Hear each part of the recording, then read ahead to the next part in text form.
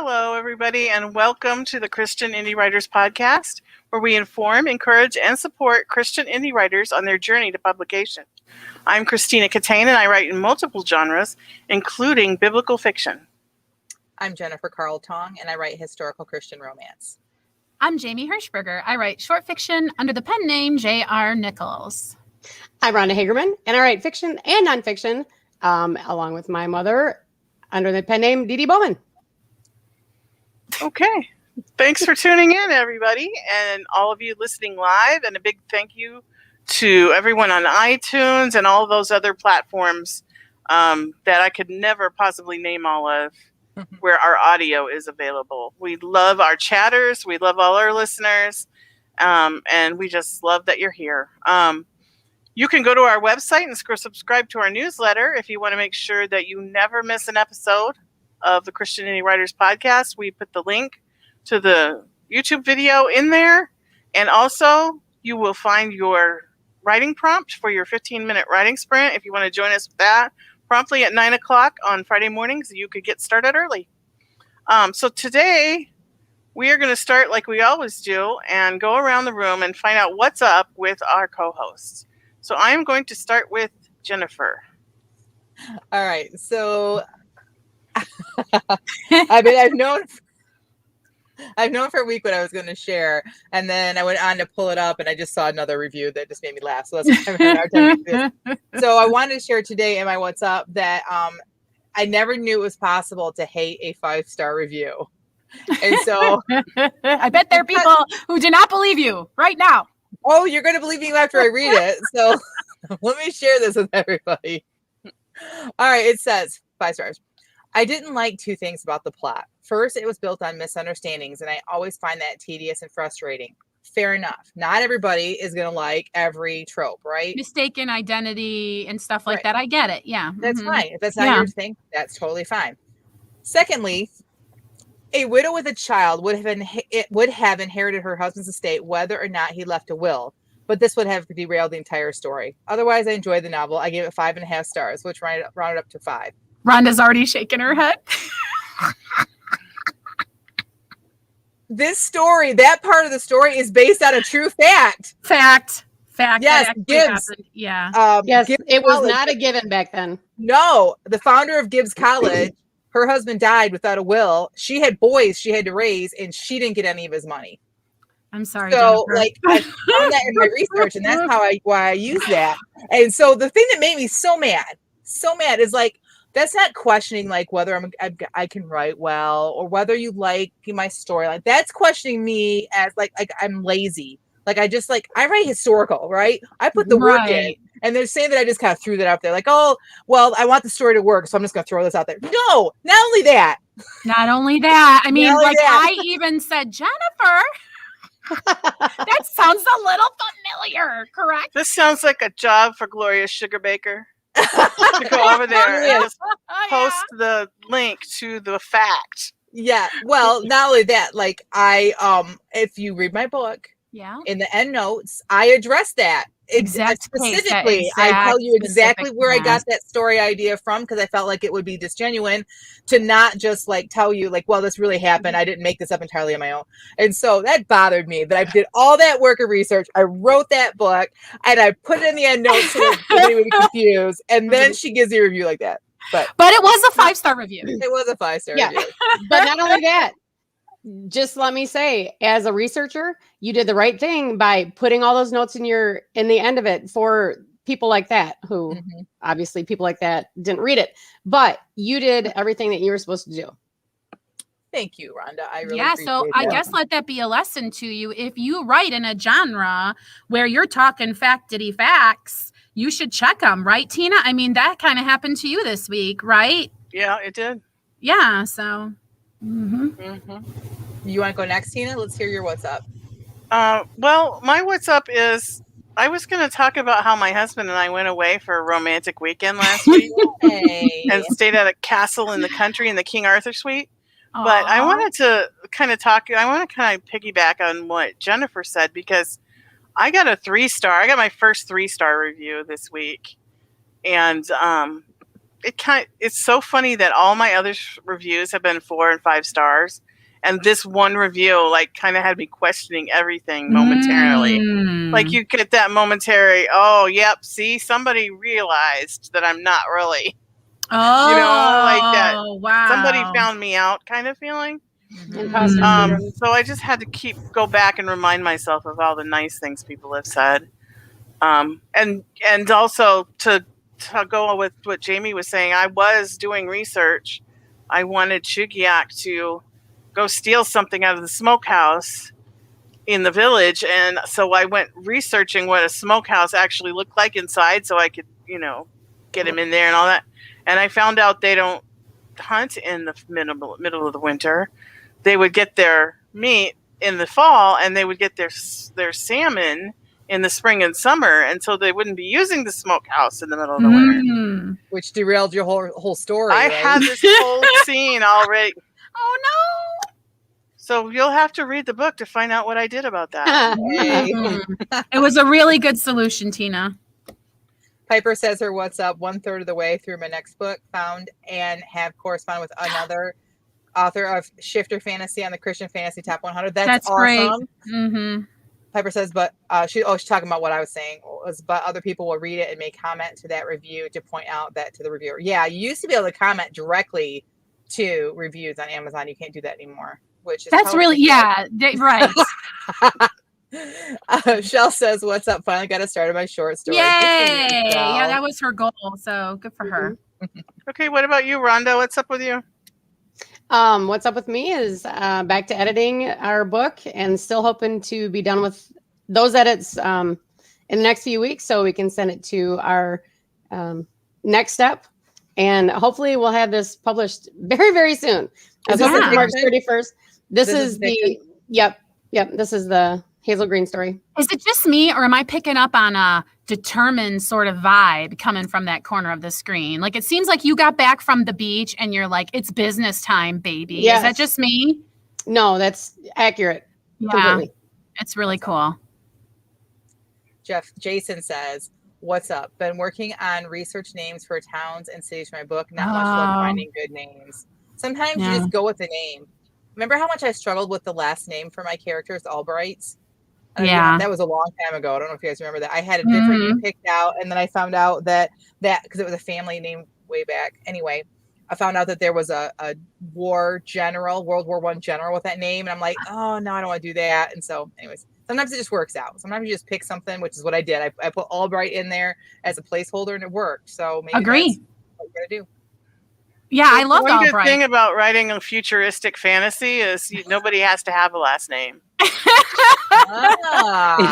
why I like to write light sci-fi kind of stuff, is then I don't have to do research, which is not true. I mean, I could tell you some stories. Don't want to do it, and sometimes you just gotta. All right, Jamie, what's up with you? I just have been thinking about how strategic restorative has been functioning. For those of you who don't know, my husband came off the road. He was a truck driver for most of our marriage. And so as he's been cohabitating with me full time, I've discovered some communication issues that I have with strategic restorative. And one thing that I recognize that I do is, like, he'll be brushing his teeth or something, and I'll walk out of the room and I'll imagine a whole conversation that we would be having if I was still standing there talking to him, brushing his teeth. And then I'll come back thinking he's been having the same conversation with me. So because I'm never sure, I'll ask him, what are you thinking right now? And he'll be like, why? And the problem is that because I care about my relationships, I'm always trying to maintain them. Like when you go to a garden and you look at the little plant and then you try to maintain it. Well, because I'm restorative, I try to find a problem to fix. So when I look over at my relationships, which I treasure and value, I look, where's a problem in our relationship for me to fix, which is like not helpful. Do you understand? My husband, on the other hand, is a maximizer who looks at the beautiful, wonderful things in our relationship that we could grow and build upon. And I just need to take some more pages out of his little bookie there. So I compiled all of that into a little poem, and I posted that on my Buy Me a Coffee if you wanted to read that. It is for members only, though. Sorry, wah, because my personal stuff I throw up behind that paywall. But just wanted to share that as my what's up today. That's funny because my husband's the number one strategic, and he does that to me all the time. I know. I just go trying to fix. And he'll go, trying to fix. And then she, and I'm like, and then who? What? All right. Okay, so our topic for today is titled Going Permafree. And so who's going to tell everybody what exactly that's supposed to mean? Well, I can. I think that we've talked about it enough that anybody could, but it's exactly as it sounds. Like permafree means that you permanently make your book free.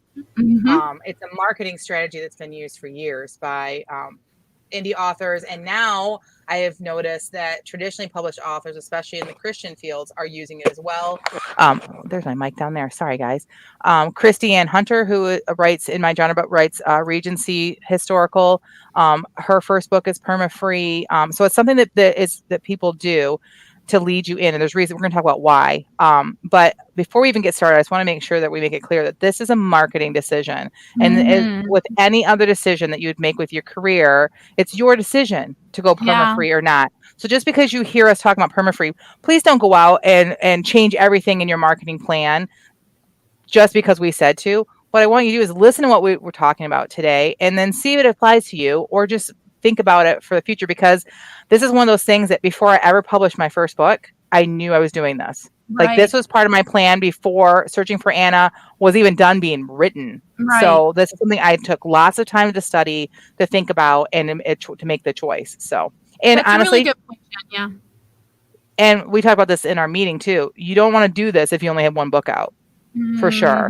This is something that you do when you have multiple books out, especially in the same series. So that makes it so much better. So, right. And I think I heard about Permafree first when I did the SPF 101 course through Mark Dawson. And I've also, that was my long-term plan, that once I had at least 3 books up, that I was going to make the first one permafree. And so since I'm not at that point yet, but I think I will be this year, I'm going to be paying close attention today. Yeah, Piper and I talked about this during one of the writing sprints, that she'd heard about it from, it was Nick Stevenson, I believe. There a lot of people do it. Joanna Penn, a lot of famous authors and Christian authors now too are doing it as well. So Jason said it sounds like the name of a gum. Won't stick to dental work. I need some gum right now. Somebody give me some permafree gum. Especially in this little room. Okay, so let's talk about what we do to go permafree. What's the first step? Well, let's talk about why we would go permafree first. Okay. First step is write a book. Write down the outline. Yep. The next thing on the outline is, excuse me, I'm sorry. Poor Tina is dealing with allergies, and I have them on a much lower level than but excuse me. So wow, if I have to go, banner. That's so fancy, Jennifer. Nice job. You're still welcome. So why would you go perma-free? Like some people I know, I've talked to many people on Facebook groups and in person. I spent too much time on that book. I'm not giving away for free. And I used to have an attitude about it. I used to say, well, then you're going to be spending money on advertising then. Like you're going to give something away, either your money or your time. That's what you're going to do. So, but I've learned to not be so Julia Sugar Baker about this, because again, I do believe honestly that it is a marketing choice you make. So one of the reasons why you want to go perma-free is you want to grow your audience. So we talked on newsletter chat. If you ever tune in, there's lots of different ways to grow your audience, but like we talk about growing our newsletter and things like that. You can get new readers this way that will find you because you're perma-free. And I can talk a little bit about that. My whole plan was to go perma-free with the first one, and at the end of the book have a message to go, hey, you want to read book 2 for free? Sign up for a newsletter.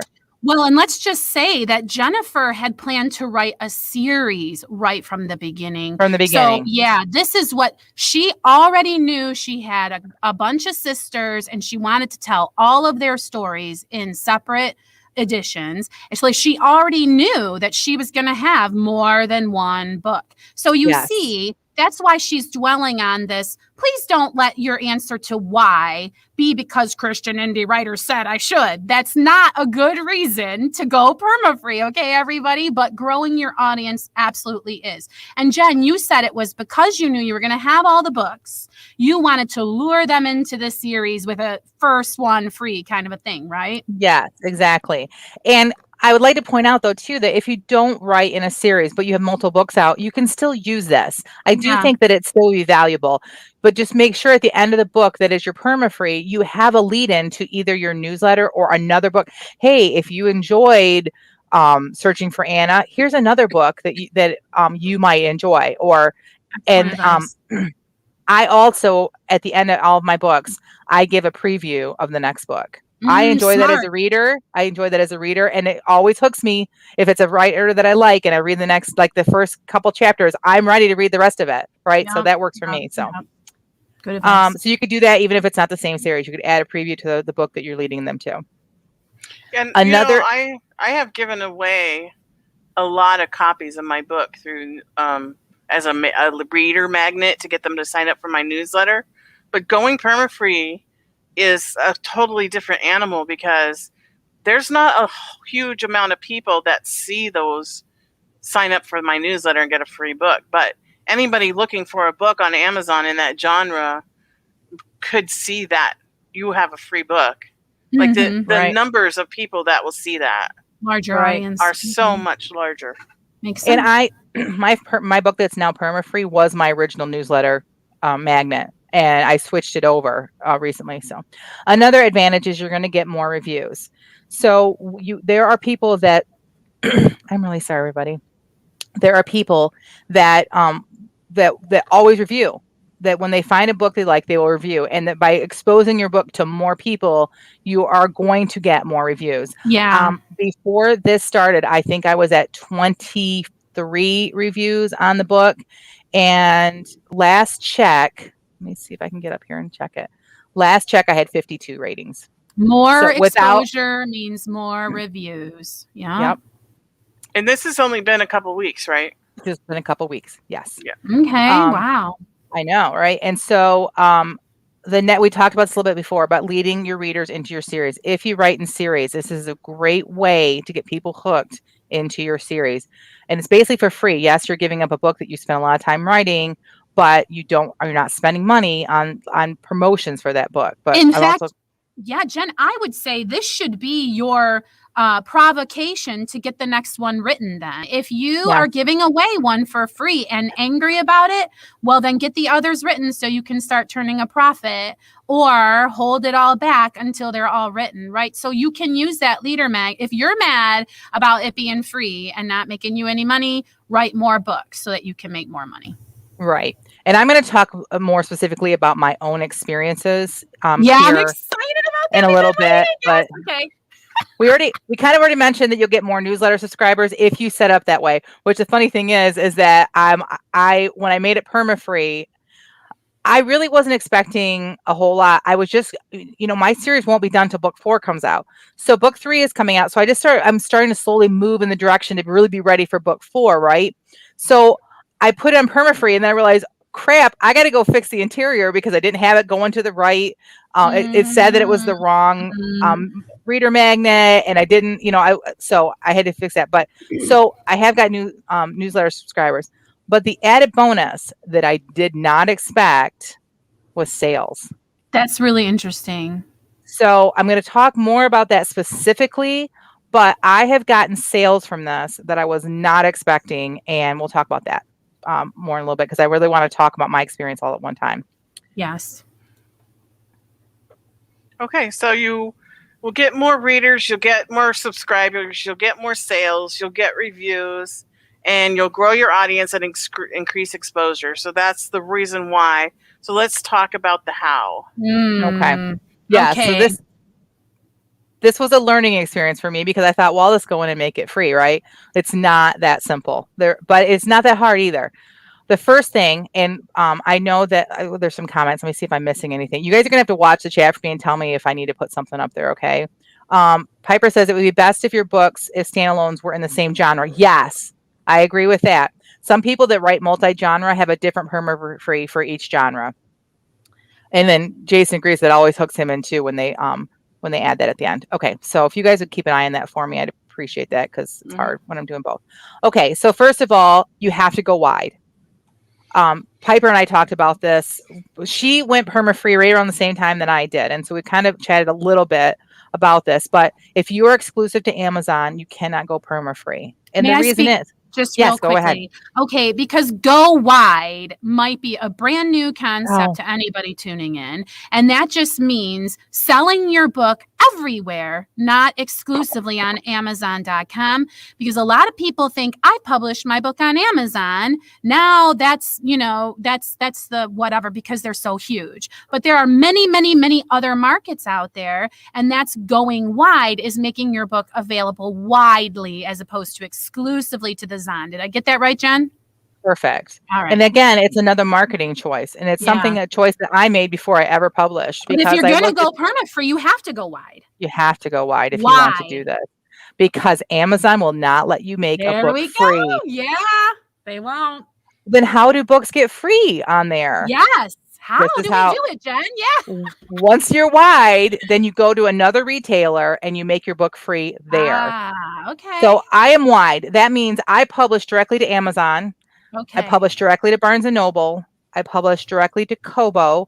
I publish directly to Google Books, Google Play Books, and I publish directly to Apple Books. Right. I also go to Draft to Digital for libraries and all like the little outliers and like that.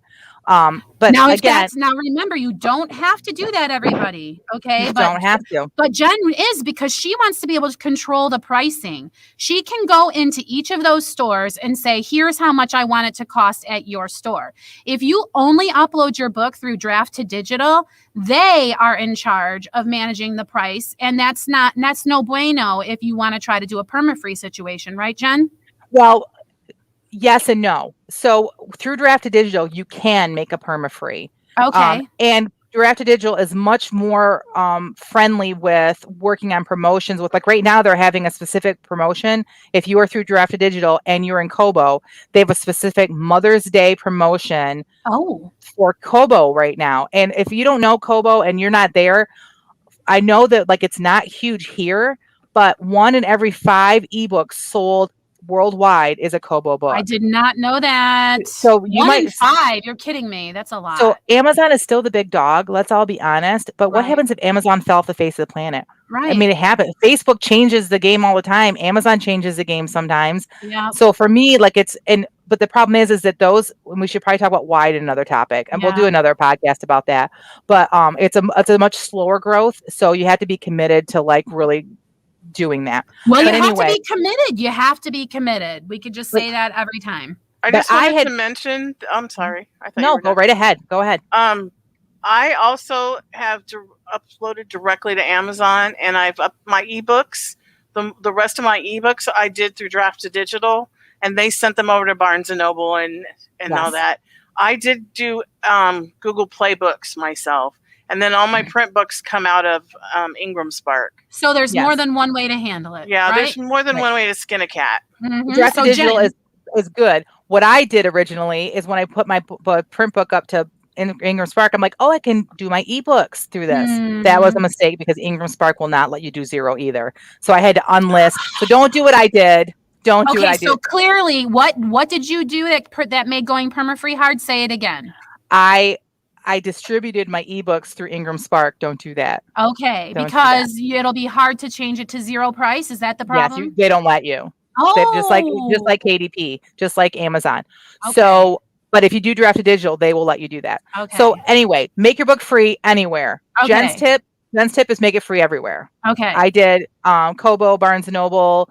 I did everywhere in Draft to Digital. After I delisted it, I had to put it up everywhere else again. And by doing it, making it free, I've not only gotten traction on Amazon, I've gotten traction on Kobo, I've gotten traction on Barnes and Noble. It's hard for me to see Apple yet. It's a little bit too soon, I think, for Apple and some of the other ones. But I was not getting any traction on those other two sites, and now I am. You are really working us up to this result. I cannot wait to see, because I know what it is. Like, I can't wait. All right, so you've gone wide. You've made your book free. The next thing you have to do is to notify Amazon of a better price. Okay. In KDP, you go to when you go to your book after you're published, and you can Google this and they'll show you exactly how to do it. It's very simple. When you're in your book, you click on the little three things and it says notify Amazon of a better price. And it brings you to like a window where it emails them and they tell you exactly how they want you to format it. It's super simple. That's great. You tell them what Amazon sites, choose all of them. Mm-hmm. And then they want the ISBN and they want a link to at least one store where it's a better price. And when you do that, then they'll, like, some people I've heard horror stories, it takes weeks. Within 24 hours, they were very polite and said, we've now lowered your price to $0. Thanks for letting us know. That's awesome. That's awesome. It was that simple. Yeah. Yes. I mean, it's for me, I get amazing or not so amazing with Amazon. So it's great to know that they were right back with you. You know what I'm saying? That's really awesome. Yep. Piper says, yeah, I thought I could put the books into KU until the whole series was completed, but then I couldn't do the Permafree. I still could do book 1 as Permafree and KU for the rest, but yeah. Okay, Again, we'll have to talk. Well, we're going to have a whole wide discussion, like a whole podcast on that. I'm not an expert on it, but there's lots of things we can talk about. And so now that both Piper and I are wide, we can discuss that too. And so is Tina. So yeah, and the Kindle Unlimited thing is starting to get interesting in the world of shorts, because now they're doing serials, which I know if anybody writes short fiction out there and you're looking for somewhere to publish your work, that's been something that people have been percolating about. I haven't researched it, but it's something people might want to look into. All right. So now it's the time for me to just kind of go on about my own experience. Jennifer.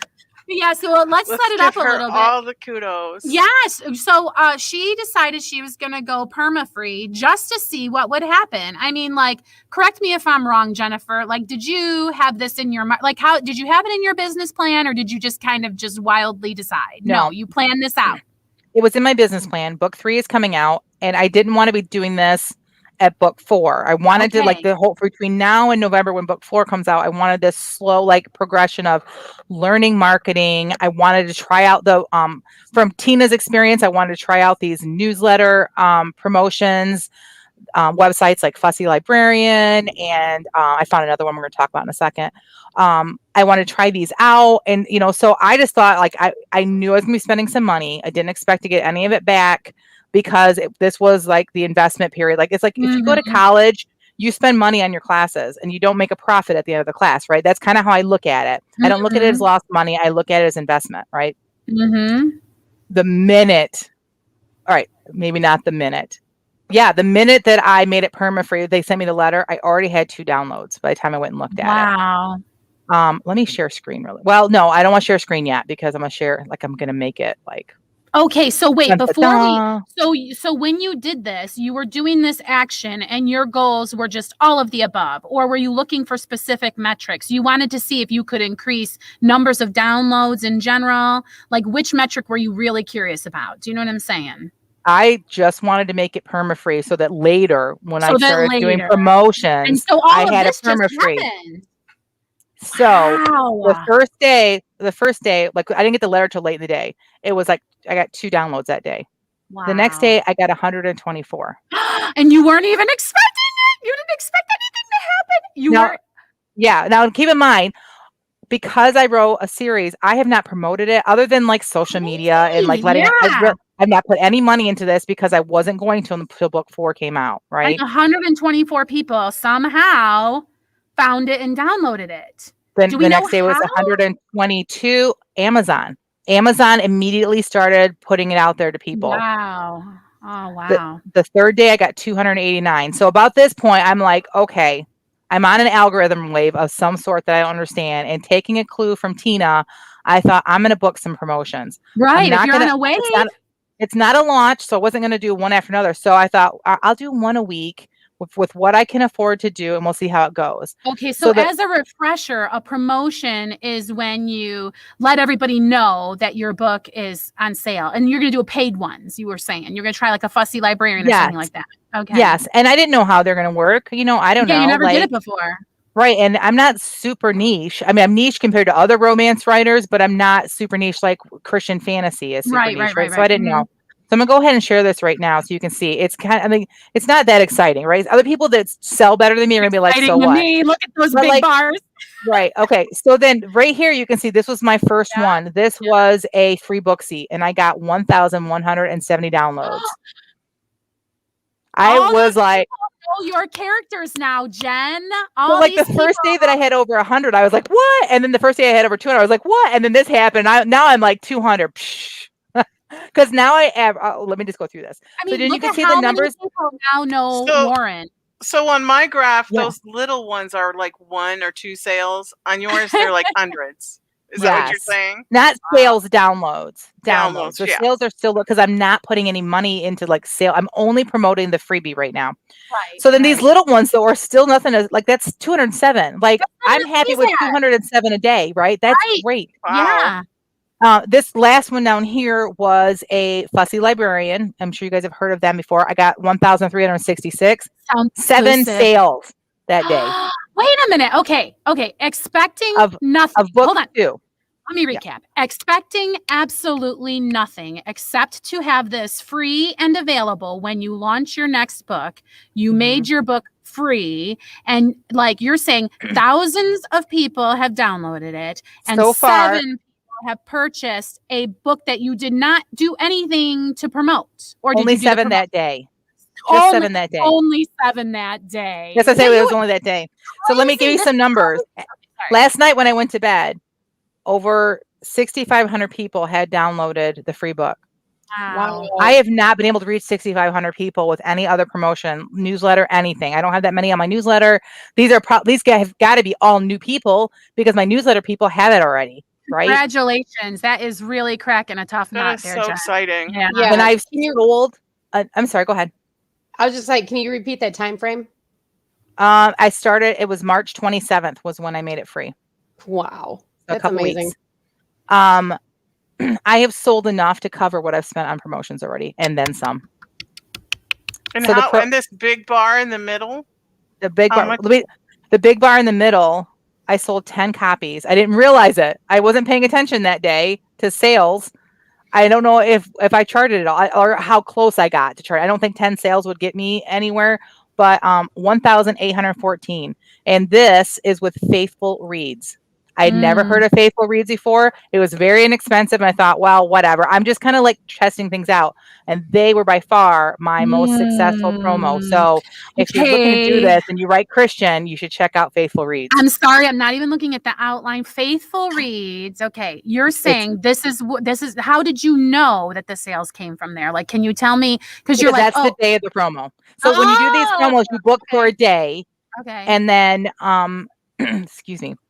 You book for a day, and then that's the day that I book that promo. I've been doing them on Wednesdays, just kind of trying these sites out to see for when I'm going to book for my launch coming up here in about 4 weeks. Well, I'm so like impressed that you took these steps, Jennifer, because again, people talk about doing things all the time, but actually taking action and getting it done, and look at these amazing results. Like, good for you for putting in the sweat equity. That's like incredible. And it's making me really excited for the fall when I plan to put 2 more books out. When Jen's book comes out in her series, what is going to happen with sales then? Like, that'll be interesting to measure is how well you're able to sell that new launch, right? Because this is the big plan. It's really exciting. And it's thank really, you for being a trailblazer in our little group. Well, I credit you because I don't know that I would have. I mean, I knew that those sites were out there, and I knew I was going to use them. I knew that, like, for my launch, I was going to stack on whatever.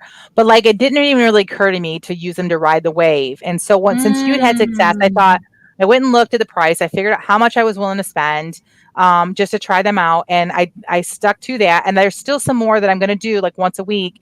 And maybe that's going to be my thing. Maybe once a week I do a promo with a different site. And as long as I clear, right now I'm just I'm making more than what I'm spending on promotions.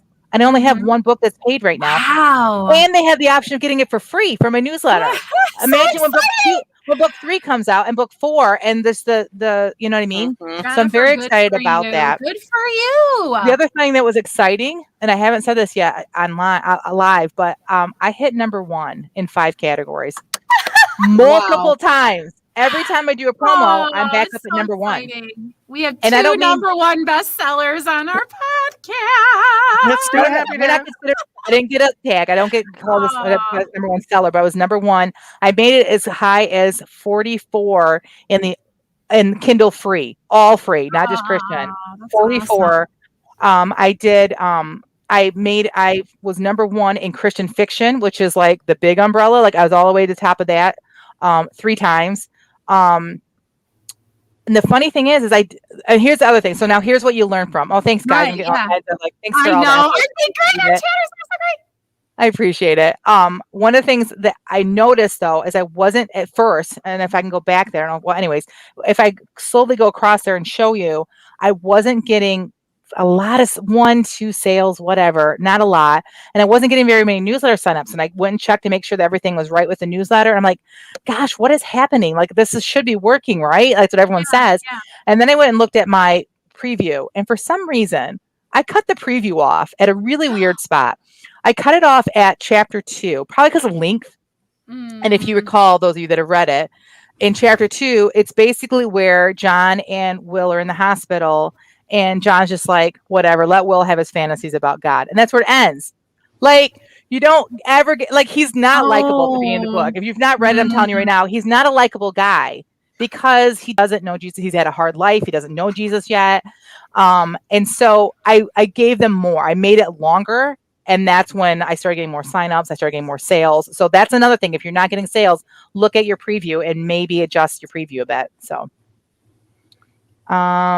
yeah, so that's my tips.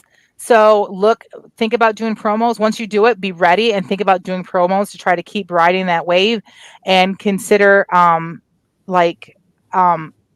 free faithful reads. If you write Christian, I was very pleased with the success I had with them. So awesome. Yeah, that's a great tip. Anything else that anyone needs to say about going perma-free?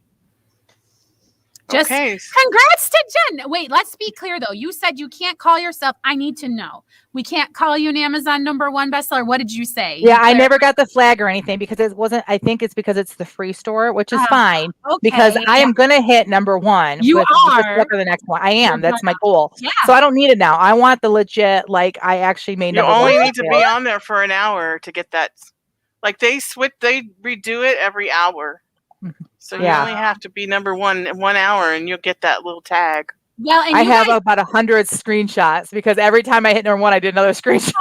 And I kept watching it grow up. Because when I got to 5 and 6, I was happy. Like I thought, because the statistics of it, if you get in the top 10, how many more people see your book? There's people could have followed the algorithms of Amazon. When I got to number 1, I was like, are you kidding me? And then when I got to number 1 of all Christian fiction, I was like, are you kidding me? Of the free store. It's making me my mind is blown that you expected, you just expected this to cost you money. You expected this to be money that you were investing in your business that was going to be sort of like goodbye for now. Maybe someday I'll recoup you. And you've had this amazing success. I just really appreciate you sharing. It's really encouraging me. Good. Who you know how I feel when my book, It was time to start marketing. Blah. So go for it. Well, so just so you know, though, too, when I first did this, I wasn't planning on spending money because I wasn't expecting anything. I figured I would just be out in the abyss like normal, right? When you put a book out there, you're just kind of in the abyss. But for some reason, I don't know I don't think it was just me. I think it's when you do you turn your book permafree, all of a sudden Amazon starts putting you out there. So it works. Terrific results. You might even want to, if I did it again, I might have put out a newsletter. I might have done a little bit more prep to get people to show up that first day to really get Amazon to notice. So that's another tip. Oh, that's a good tip. Yeah. Mm-hmm. So, yeah. Okay. Well, let's transition then into the feeding of the backs. This is our favorite time of the podcast where we have feedback time. We have set a timer for 15 minutes, been given a random prompt to write to, and we cannot plan or edit this 15-minute piece of writing. And then we get on here and we read it to you guys. And we call that the feeding of the backs because we always say, is your back well fed? And because it's unplanned and unedited, we only give positive feedback. We do not give critique. And so I am going to pick on Rhonda because I love to pick on Rhonda. You do. Yes. I do. To go first. And can you tell us what the prompt is? Yes, I certainly will. Wait, and how much you love it. Let us know how much you love it. Actually, I did end up liking it. Okay, good. So this week we had a sentence to use, and we had to use the sentence as it was. Yes. I mean, some of us did, not all of us. But I did. Okay, so some of us will eventually get to it. So the sentence was, the door slammed on the watermelon. Wonderful. It was wonderful. Okay. Normally, this is where I'd like to throw Tina under the bus, but I'm going to take blame for this because I said, Tina, go use that sentence creator. And she's like, everyone blames me. I'm like, I'll take the blame. So it's my fault. That's right. She told me to do it. I did. The devil made me do it. Mm-hmm. Okay, so you ready? Yes. All right. The door slammed on the watermelon. It was the last straw for poor old Dean. If these women folk could make up their minds, he wasn't going to waste his time trying to help anymore. He walked to the silverware drawer, yanked it open just hard enough to make all the utensils jingle, grabbed his favorite 3-tine fork and the salt shaker, and turned back to the door, dropped and sat cross-legged just outside the screen door with a large portion of the smashed melon in his lap. Nice! He inspected the juicy pulp, looking for just the right spot to dig in. He sprinkled just the right amount of salt on the melon and poised his fork to dig in. This is so unedited. Okay. Dane, Ivy's voice called out loud enough to be heard from one mountain peak to the other, even though he was only 10 feet away. He glanced over his shoulder. Only 10 feet, but still pretty well hidden, he calculated. His stomach complained and reminded him of the tasty snack in his lap. Danielle, go find your granddaddy, youngin', and for the last time, put that book down and keep your fingers out of that banana pudding. Okay, Grandma. The adorable 8-year-old complied. She headed toward the door, her waist-length copper hair swinging like the pony she was reading about. Dean heard her. The end. Love it. You know what, this guy? Like he just grabbed his fork and the salt. Yeah. I just sat down on the ground. Just love it. My first thing when you first read it, I thought she's using it as a colloquialism. Like I said, like, well, the door finally slammed on the watermelon. Like, the way you used it, I thought, oh, like it could be like a brand new, like I loved it. Like, and then it was like, obviously it wasn't a colloquialism, but like just the way you wrote it and everything, I just loved it. Yeah, that was great. And that last minute detail about the chestnut ponytail made me suspect it might be quasi autobiographical. Is there such a character? Really? 100%. Do you know someone who's like that? I've heard of kids like that. I know they're super cute. Yeah. I meant Dean. I meant the guy who's eating the watermelon. Oh yeah, that's definitely my grandpa. Never saw a smashed watermelon because he was always in control of his watermelons. But yeah. That's great. Piper says, "Get your fingers out of that." LOL. Shell says, "So funny." Very realistic detail. Yes. Thank you. Okay, well, I'll go next so that it's not so much of me. And I never made it to the sentence, but I was headed there. It was going to be my punchline. Mm-hmm. So here we go. All the suspects were gathered in the dining room. I stood in front of them, confident in my conclusion and ready to let the truth be known to all. Little Joey stood biting his nails, looking up at me nervously from time to time. Tammy and Tara stood together in outfits that matched in design, if not in color. Miniskirt, tights, and princess-cut blouses sporting ruffles. They whispered and giggled together, their ponytails bobbing in unison. Lisa leaned back in a chair, her legs straight out in front of her and crossed at the ankles. She hadn't bothered to dress for the party, although it was possible she was wearing her good jeans. I was surprised she wasn't wearing a baseball cap. Penelope, whose birthday barbecue party this was, stood beside her mother, whose act of consoling her daughter felt more like she was seeking attention for herself than anything else. "Oh, you poor thing," she kept saying, dabbing impotently at Penelope's face with a handkerchief. Tim, Sam, and Frank leaned against the wall, arms folded across their chests, smirks on their faces. "The sooner we get this, whatever you call it, over with, the sooner we can get out of here," Frank said.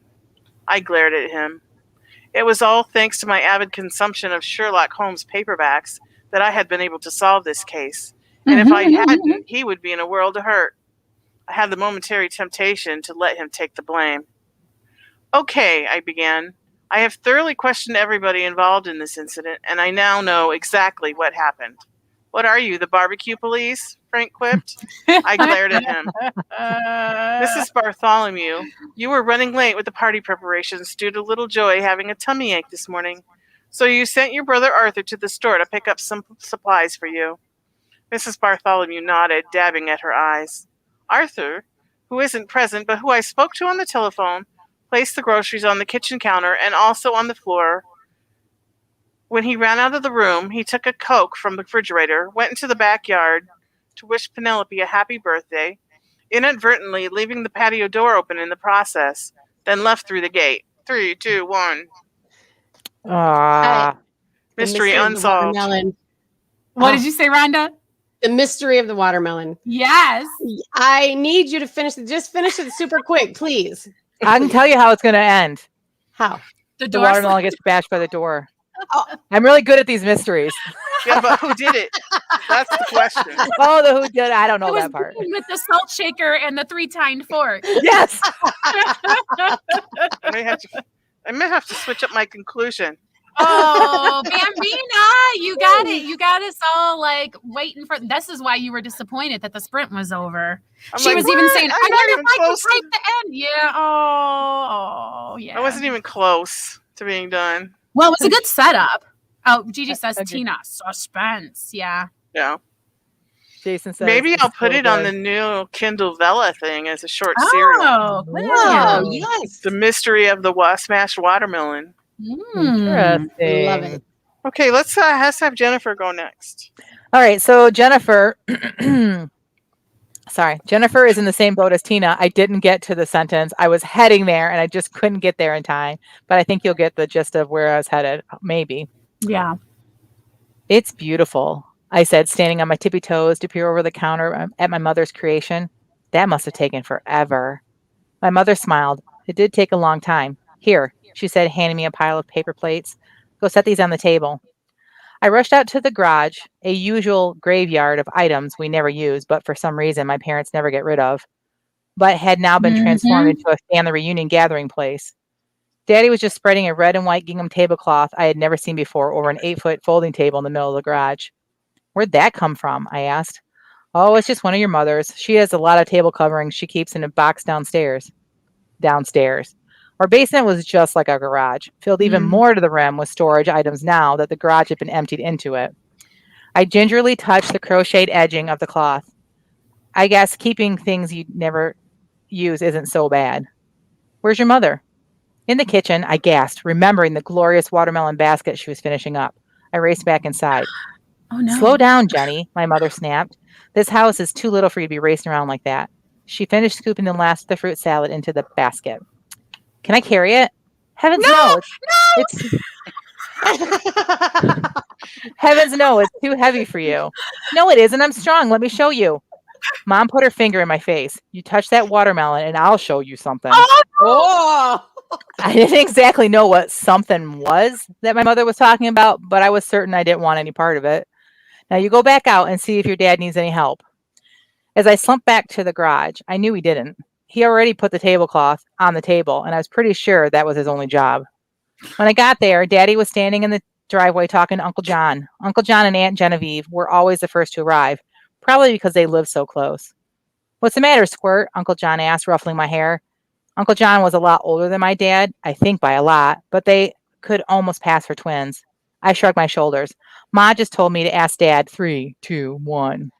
Is this one of your characters? Is this Sarah's? I felt like Sarah could have wrote this story. Really? This sounds like part of her. I felt like Jennifer was the mom, especially that moment where she had the finger. Jennifer is Jenny, the one running around as a little kid. I guess her as Jenny. Yeah. Yeah, but it's not a real story, and I don't have an Uncle John, but it was based on an uncle that I had. Like, I already see where it's going. Yeah. Oh, wonderful. Rhonda, but like all the things about the garage and the basement and the tablecloth, where'd that come from? Oh, we have a bunch. Really? Where? Like boxed up somewhere. Like that was growing up. Like that was, and our house would always be the one for family reunions because we're kind of in the middle, even though like we had to like clean everything out to do it. And yeah. My favorite line was, I guess it's not so bad to keep stuff you don't use. Very nice. Love it. It was very poetic, Jennifer. Like you could pull that out of there. Like that's the theme of the piece. Like the girl is really appreciating her family. Mm-hmm. And you said that without saying it. Like that's a beautiful theme that emerged out of your piece, right, Rhonda? Mm-hmm. Yes, absolutely. Really nice. I specifically had that thought in mind that like I want her to realize that this is why her parents keep everything, because you use it once in 30 years, but that's why you're going to keep it, you know? Aww, so beautiful. Thanks. Really I don't know that I agree with that theory. You wrote it. The theory. The theory of keeping it for me, it's like if I need it once in 30 years, I'll go buy it 30 years from now, you know, but that's different. Well, Gigi says, little Jenny. I love it. Yeah. That's even how it's spelled. Aww. That is how my parents spelled Jenny. I could never get those little license plates for your bikes. Never any of that cool pencils. Never with my name on it. More great cares. Oh, thank you. Piper says, oh, that's me as a mom. It is me. It's funny you say that, Jamie, that you thought it was me because like I'm my mom. All right. Like I'm kind of a mix of my mom and dad, but yeah, for sure. That's funny. Okay, so. Jamie. All right. Last but not least. It's short. The door slammed on the watermelon. Mark dropped his head. I didn't know how to respond. He'd practiced his Gallagher routine for the talent show. You forced me, okay? What else was I going to write about?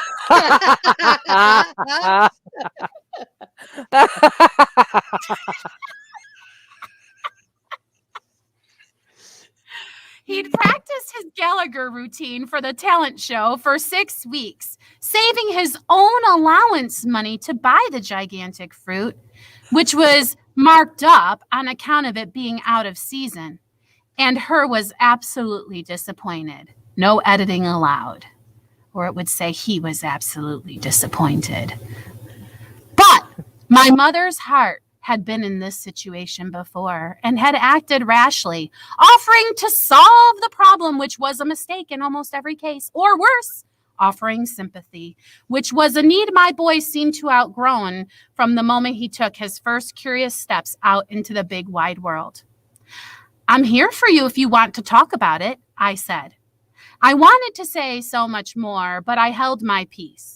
The silence stretched as he scooped mouthfuls of eggs and toast into his mouth instead of allowing anything to come out of it, which would have reassured me that he was going to be all right. But that was the job now, wasn't it? To trust him that he was able to work it out for himself, that he was able to ask either his heavenly or his earthly father if it was something my woman's heart would never understand.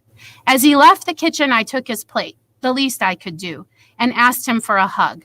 I knew when he responded without question that everything was going to be all right.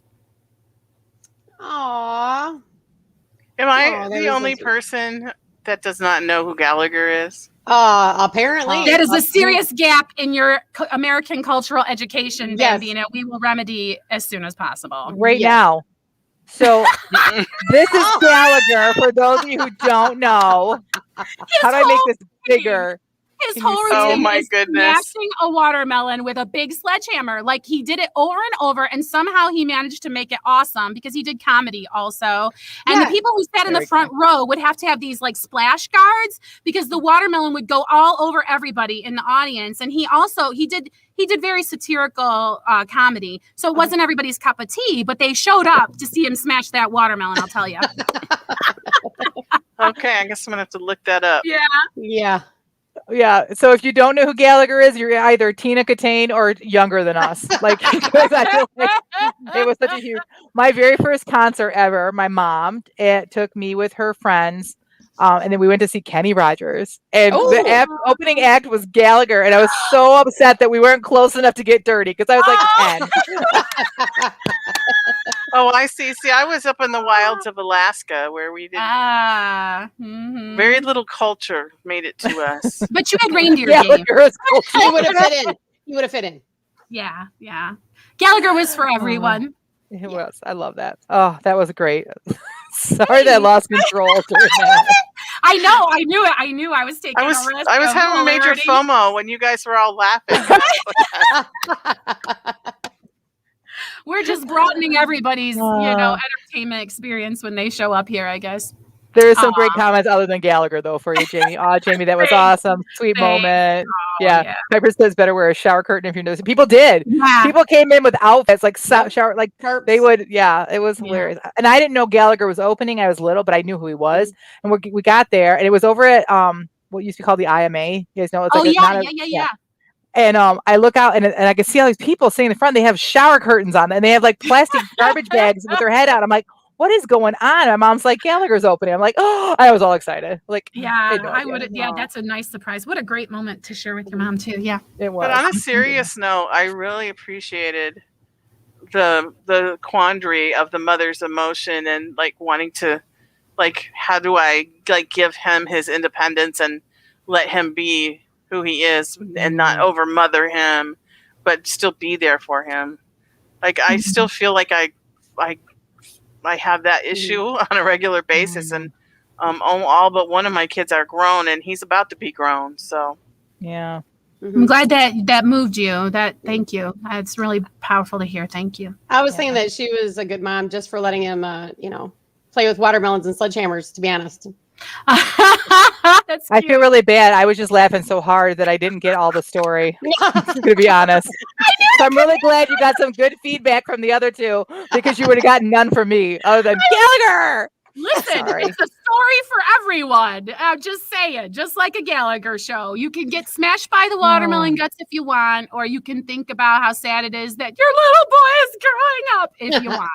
But how great that you can write something like that, Jamie, that has that kind of depth, but also that kind of humor. That's hard to do. Right. So, thanks. Well, ladies. we better move on to the what's next. Yeah, for sure. We're running a little out of time here, so let us start with Jamie this time, and we'll go around the boxes. All right. I am switching out again my reader magnet to a short story that I actually wrote as part of a writing group challenge. It was a bunch of knights show up with a gift for a princess, and it was let your knight be the one who was chosen. So the story is called The Knight's Gift. I really love how it turned out. You can get it for free starting May 1st if you sign up for my newsletter at www.writingshorts.net. But for right now, you can get one quiet afternoon as my newsletter giveaway. So writingshorts.net, sign up, and you will get one quiet afternoon for free now. And come May, you'll get a Knight's Gift. It is available for sale right now. Some other places are still uploading it, whatever. But I do not care, because I only needed it published to get my reader magnet out. So go to town, sign up, get you some free stories. awesome. Okay, what about you, Jennifer? Well, this coming week will be cover reveal, and probably going to reveal the book blurb for the book. And I'm an insider, so I got to say, I already saw the cover. It's really awesome. Okay. Oh, thank you. Well, yeah, if you're subscribed to my newsletter, you saw the cover already too, because not thinking, again, like, will I ever have a book launch where I don't make a mistake? No, I won't. But I'm like ahead of the game. So I'm getting everything uploaded, and it's just going to be ready. And it's going to, once it uploaded, people can see the cover. And I had not done an official cover, but I'd already done all the artwork and scheduled out all the posts, and I couldn't and I was just like, so I just went ahead and sent out to my newsletter readers, because they're the only ones I care about. Like, I didn't want them like happening across it, whatever. So that will be this week. And then I am waiting to hear back on a BookBub feature new release, which is a long shot. I know it's a long shot, but if you don't try, you don't know. So okay, we're gonna have to. You the have BookBub not, because stuff. you asked not. Right. Oh, we're gonna ask for you to get that. I want to know more about the BookBub thing. Like, we need to say what that is at some point, Jen. I'm so excited for you, and love your cover. Thank you. Yeah, and Piper I know that you used people that you actually knew for models for your first two. Is this someone you also know? No, with COVID, I had a hard time finding somebody who was willing to do it that fit the description, because I basically, her description is like an adult version of my Phoebe. For those who don't know, I have a daughter named Phoebe, and so I just used her kind of like, and I couldn't find anybody willing to do it, because and so I plus with COVID, I'm quarantining and just to have to go do photography things, it was just like, wasn't worth it. And I didn't want to hold up back the book. So I found 2 models actually, and I morphed them together. And that's who's on the cover. So I don't know. Now that's a really, really big skill to have there, Jen. Good job. Yes, I would not say to anybody, go ahead and change out heads on bodies, because generally it doesn't work. I spent a lot of time with a lot of different images till I found the 2 that would work. And I put it out for people to look at, and they didn't know. So then when I told them what I'd done, they're like, still can't tell. So yeah, I would not suggest that normally. Piper says, what's next? Just applied for Faithful Reads. Yay. Is that from today or from? I'm curious. Awesome. Gremlins are on vacation away from home this week, so lots of writing planned. Good. And finished beta reading Teresa's story. Awesome. Yay. Shell says, what's next? Forward progress on my short story now that I finally broke the seal. Yeah. Jason says, what's next? Hope to get a bunch of city names this week as I start working on revamping my map. Also hope to write 10,000 words this week. Wow. Paper says, Jen, did you take the photos of the models on the way? No, I went to JCPenney studio. I went to a professional studio, but they were inexpensive and gave me all rights when I did that. Did you have them take it against a green screen when you requested the pictures? How did you request? Against white. Against white. Just against white, and it's easy for me to take them out and stuff. Okay. So they did some with they put a floor down that looked kind of like a wood floor kind of. So I used that some things, but mostly I just was able to take it out. Okay. So, again, I have experience with Photoshop before I even became an author. And so it's still a lot of work. But I mean, if you want to do your own covers, I say you just put in the time to learn. It's another skill set you have to learn. Don't just buy an investment. Yeah, an investment, and don't just spend the time. Don't just buy it and throw something up there. I think that it's. But for me, it was worth the time because I had enough knowledge. So.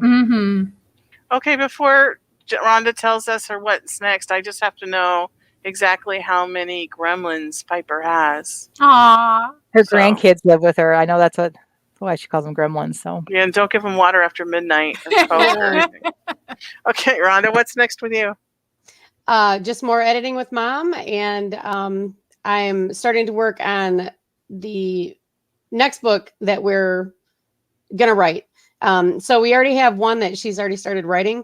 And so I'm working on the one after that so that we can just have a smooth rolling boulder of moths.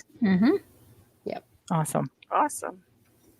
Okay. Well, my what's next is more of the same writing. We're having our second in-person house church meeting Sunday night. The first one went really, really well. So I'm really excited about it. I really love the organic model that we're using where instead of a preacher standing in front of you giving a sermon, he sits with us in the living room and opens his Bible, and he has a theme and a scripture to go with that theme, and we just had a discussion. And it was really nice. I really liked it. That's awesome. So that's it for my what's next, whatever it's called. Piper says she has 2 gremlins, ages 5 and 8. Oh, nice ages. I love 4 or 5. If I could have just frozen all my children at 4 or 5. But my one son, who's the genius of the group, is like, well, then who's going to take care of us when you die? Like if we're stuck at 5. Well, I'd freeze myself too. You can grow up. I would have froze myself at 36. 36 was good. Yeah, I never thought about freezing myself. I just wanted to freeze them. Yeah. I wish I had, because, these 52-year-old bones just scream at me all the time. Okay, well, I think we're done for the day. We're a little over time, but we did pretty good considering all the information we had. Yeah, lots of good info today. I feel like we did really good with time. So this concludes the Christian Indie Writers podcast. So until next time, may your pen be prolific, your deadlines be met, and may all of your words honor Christ. Bye. Bye.